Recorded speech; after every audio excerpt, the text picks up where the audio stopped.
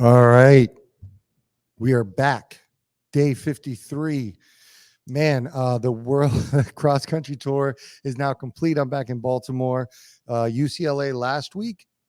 I was at Duke this week. Talked a little bit about UCLA. It was intensive speech testing, cognitive testing, functional MRI. I went to Duke. Didn't really know what to expect. I was there for 2 days.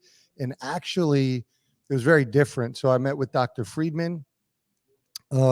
He would be the one who would potentially be my neuro-oncologist, met with their team.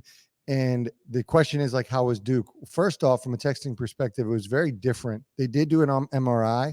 It was a different type of MRI. They did do testing, not as intensive and not really focused on what UCLA focused on, which was like, what are the risk factors associated with my tumor? They actually just focused on how am I recovering from my existing treatment. I anticipated that UCLA and Duke would both recommend a resection, which is surgery. So where we stand right now is UCLA tentatively will let me know. They have a surgery scheduled for April 8th, and it's tentative. They'll let me know by next Friday based on the risk factors from the testing if they want to move forward with surgery, which it looks like they're leaning towards that. So that's massively invasive surgery where they're just removing the tumor. Duke, I thought was going to be similar.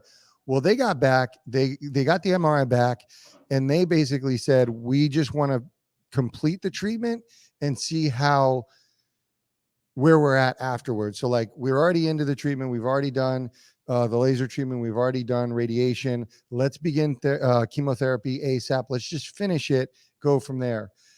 Logically, that makes sense. I talked before about UCLA is essentially Dr. Linda Liao, who is a subject matter expert at glioblastomas, and Duke is an institution that's the world leader of glioblastoma. So I'm picking between a doctor and an institution. If I'm being honest, Duke was just way more buttoned up. Duke had all their stuff together. They were really thoughtful. They took their time. They were on point. They were thorough, and they answered all my questions. And they were just like, you just could tell the level of care they took was different. UCLA, I think it's a difference between warm and cold. If I'm being honest, UCLA, you have the best doctor, but communication wasn't as good. I had no idea what was going on afterwards. I thought I was going to meet with a doctor. I didn't. So, I went out there thinking, hey, I'm going to visit UCLA and Duke, and it's going to be an obvious answer. It's honestly more convoluted. Like, I'm more confused at what I want to do because I have all these factors at play. So the decision actually feels like it's further away. If I'm being honest, the decision has to be made by April 1st. So the steps I've taken, I've talked about the second opinion team. I just spoke with Google today. So Google will be giving me, they have a second opinion group through Teladoc.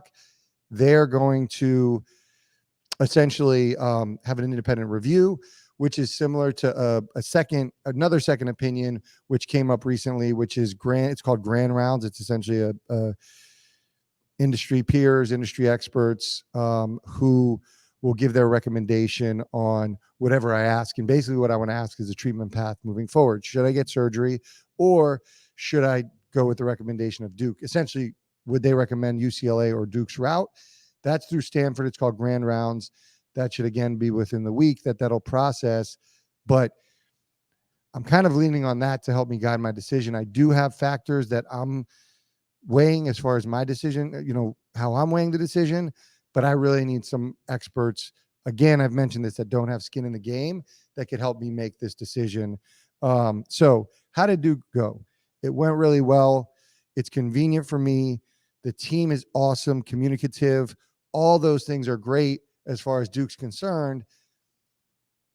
The challenge is, do you go with the best doctor who has really been the main one to move the needle and show that that has had really any like tangible results? So that's the point where I'm at, is like, okay, I'm going to be going out to LA. I'm going to be dealing with this person, but like, I haven't even met her. I haven't got a sense of her.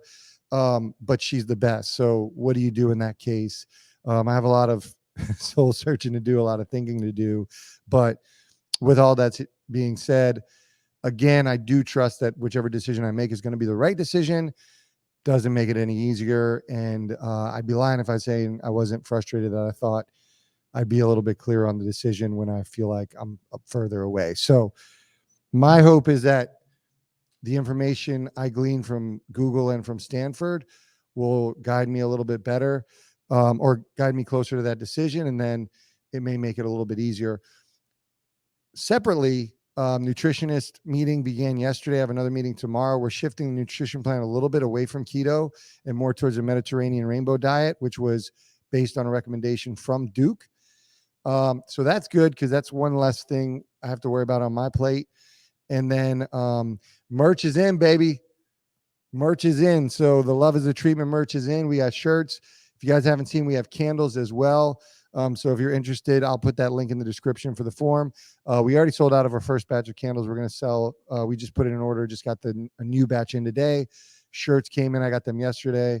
We're going to be doing an order for April 1st. So I have some shirts, but we're going to do a big order April 1st. So make sure you click the link. It has both of the candles and the shirts on it. So if you're interested, go ahead and check that out. But I will be back here again on Monday, Fridays at noon, Mondays at noon, do the updates and do the podcast. So excited for the Monday podcast. I will see you guys in the next video. Bye.